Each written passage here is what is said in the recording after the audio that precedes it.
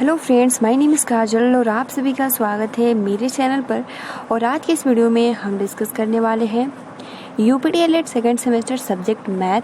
ठीक है, और जैसे कि आप सभी को मैं बता दूं कि आज जो हम लेसन डिस्कस करेंगे वो होगा लेसन 11। ठीक है, जिसका नाम है अवर्गीकृत आंकड़ों की वारंवारता वटन तथा आंकड़ों का आयत चित्र द्वारा प्रदर्शन एवं निष्कर्ष निकालना। ठीक है, इसके पहले जितने भी ये आपके लेसन्स है, इकाई है, सब कुछ हमने डिस्कस कर लिया है।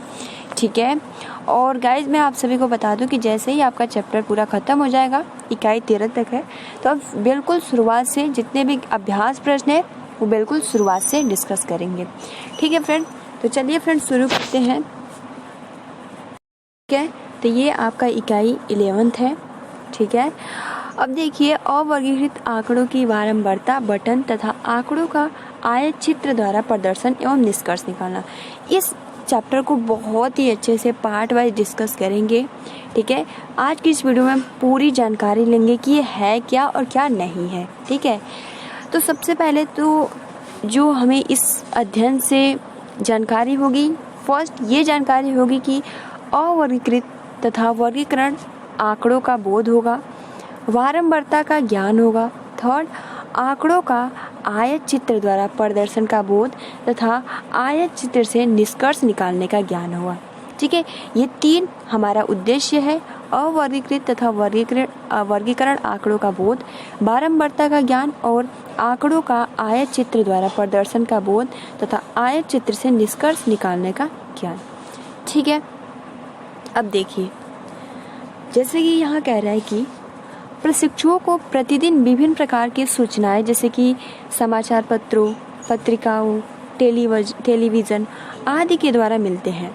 ठीक, किसी निश्चित उद्देश्य से एकत्रित किए गए, मतलब मान लीजिए कोई आपका एक निश्चित उद्देश्य होगा तो आपने इसको एकत्रित कर लिया, समाचार पत्र हो गया, पत्रिका हो गया, ठीक, जो भी सूचना है। अब किए गए इन सूचनाओं को आंकड़े कहते हैं। ठीक, डाटा आपने कंप्यूटर पढ़ा था, तो हम जो भी एकत्रित करते हैं उसे हम, जो भी सूचना होता है उसको हम डाटा यानी आंकड़ा कहते हैं। अब देखिए मात्र क्या कह रहा है, मात्र आंकड़ों के संग्रह से हमें विशेष सूचना नहीं मिल सकती है। आंकड़ों को संग्रह करने के बाद आंकड़ों को व्यवस्थित करने की भी आवश्यकता होती है। ठीक, और अव्यवस्थित आंकड़ों से परिणाम निकालने के लिए इन आंकड़ों को व्यवस्थित करने की आवश्यकता पड़ती है।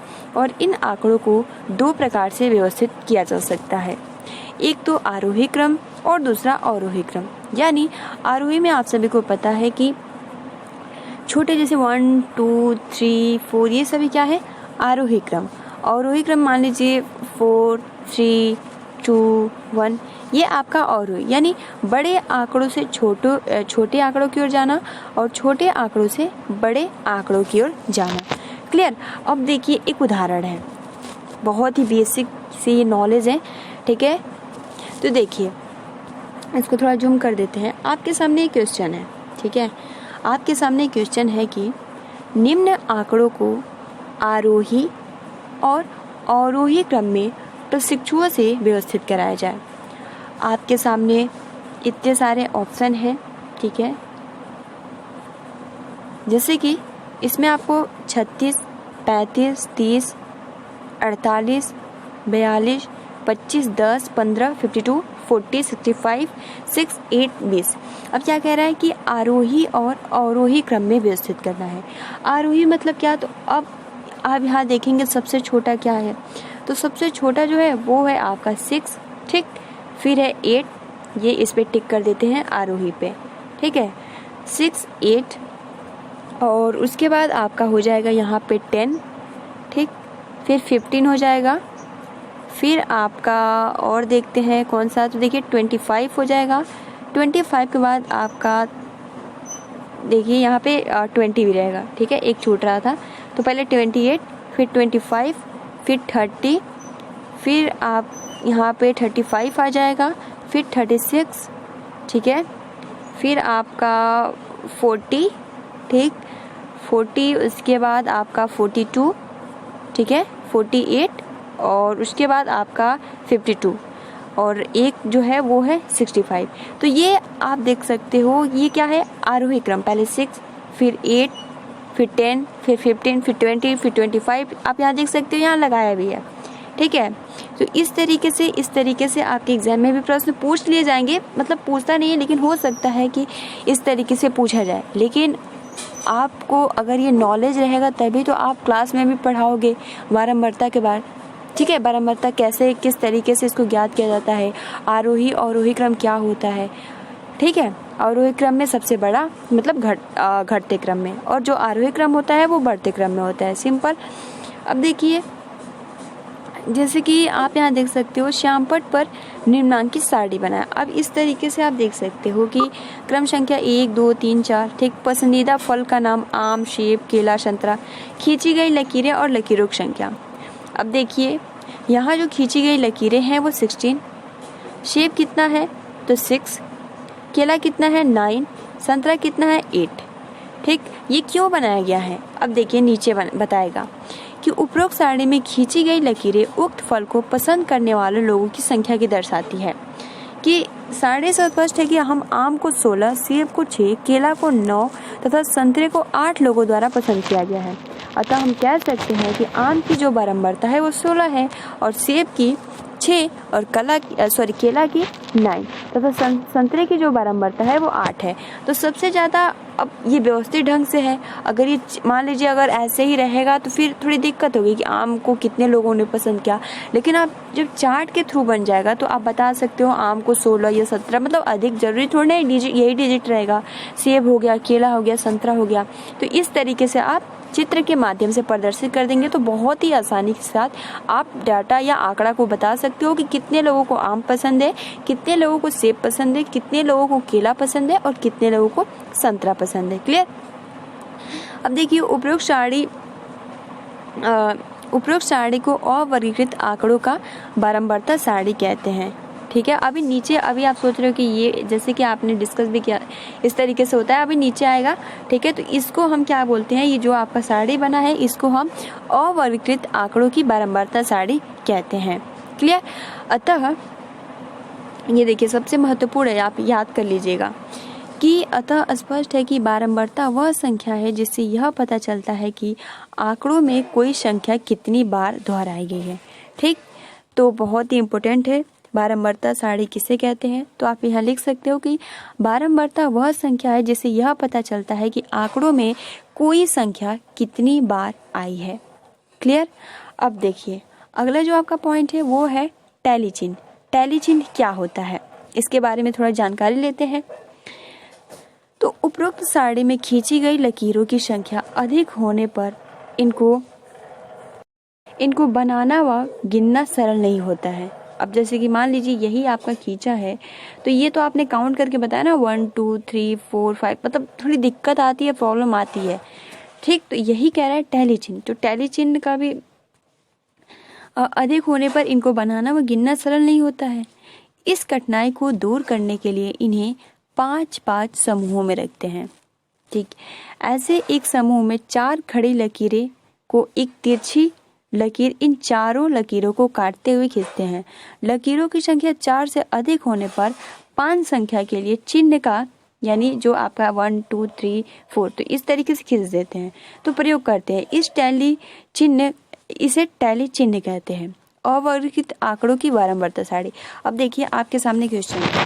ठीक है, तो देखिए किसी विद्यालय में, ठीक है, यहाँ देखिए किसी विद्यालय में कक्षा के 6 के 28 छात्रों के गणित प्रश्न पत्रों में प्राप्तांकों का विवरण निम्नवत है। ठीक है, जैसे कि मान लीजिए क्लास 6 है। ठीक है, उसमें कुल जो प्राप्तांक पाए हैं 28, मतलब 28 छात्र हैं। तो किसी ने 22, तो किसी ने 25, तो किसी ने 32, किसी ने 25, तो किसी ने 40, तो किसी ने 50, मतलब इस तरीके से पाया है। अब जरूरी थोड़ी ना है कि सबने अलग अलग पाया, किसी ने सेम पाया है। तो इसको आप कैसे मतलब सारणी बना सकती हो ताकि बहुत ही आसानी के साथ समझ में आ जाए। अब देखिए टैली चिन्ह का प्रयोग आप सभी को बताया है ना, क्या कहा है मतलब अगर कोई 4 से अधिक लाइन होती है तो हम फिर इस चिन्ह का प्रयोग करते हैं, इसको कट करके, तो इसे हम टैली चिन्ह कहते हैं। ठीक है, तो ये आपका सवाल है, तो देखिए इसको कैसे लगाएंगे। तो जैसे कि मान लीजिए सबसे पहले अब देखिए ये वाला प्रश्न नीचे बहुत ही अच्छे से समझाया है। ठीक है, मगर आपके एग्जाम में ऐसा सवाल भी पूछ सकता है कि किसी विद्यालय में कक्षा 6 के 28 छात्रों के गणित प्रश्न पत्रों में प्राप्तांकों का विवरण है, तो इसे उपरोक्त प्राप्तांकों को सारणीबद्ध कीजिए, मतलब सारणी के थ्रू समझाइए।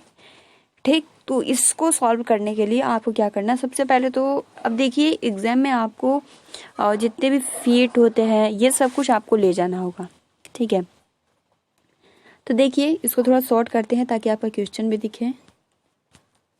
गाइस शॉर्ट नहीं हो रहा है, ठीक है, ऐसे ही देखते हैं। तो देखिए आपका ये पूरा सारणी हो गया। ठीक है, क्रम संख्या, प्राप्तांक, इसको हम टैली चिन्ह कहते हैं। ठीक है, और छात्रों की संख्या, छात्रों की संख्या का बारंबारता। क्लियर। अब देखिए 2 ऐसे छात्र हैं, यहाँ लिखा है 6, प्राप्तांक कितना है 6, टैली चिन्ह कितना बना है 2, और छात्रों की संख्या तो 2, मतलब कि 2 ऐसे जो छात्र हैं वो 6 पाए हैं। तो अब आप आसानी के साथ बता सकते हो। ठीक है, 11 प्राप्तांक, यानी 2 ऐसे छात्र हैं जो 11 पाए हैं।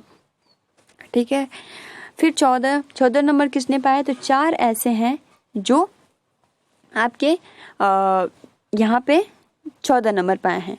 अब देखिए टैली चिन्ह, इसको हम क्या बोलते हैं, अगर 4 संख्या से अधिक आता है, मान लीजिए 5, तो हम फिर इस चिन्ह का प्रयोग करते हैं। तो अभी आप देखना कितना नंबर है आपका यहाँ पे, तो यहाँ पे आपका 15 है और 20 है, तो ये देखना जो 15 है वो कई बार आया होगा। अब चलिए काउंट करते हैं।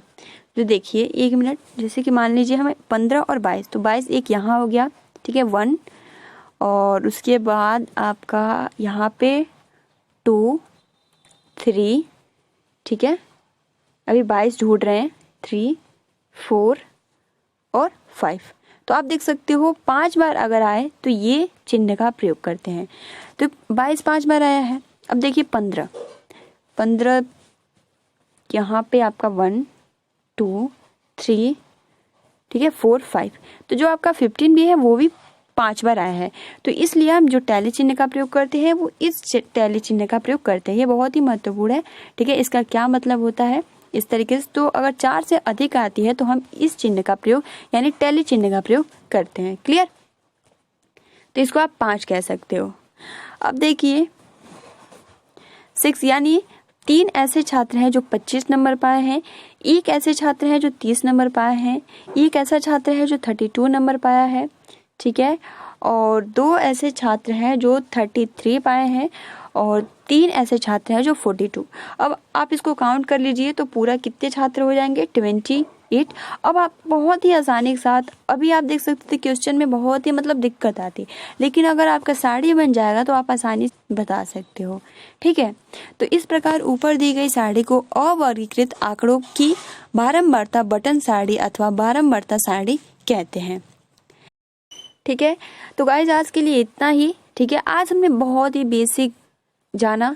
ठीक है, कल की वीडियो में हम बहुत ही अच्छे से डिस्कस करेंगे ये वाला पॉइंट, आंकड़ों का वर्गीकरण, इसको बहुत ही अच्छे से डिस्कस करेंगे। अभी तो हमने जस्ट डिस्कस किया अवर्गीकृत आंकड़ों की बारंबारता, कल हम बहुत ही अच्छे से डिस्कस करेंगे आंकड़ों का वर्गीकरण, बहुत ही अच्छे से। तो गाइस आज के लिए इतना ही, आप अपना अच्छे से प्रिपरेशन करते रहिए।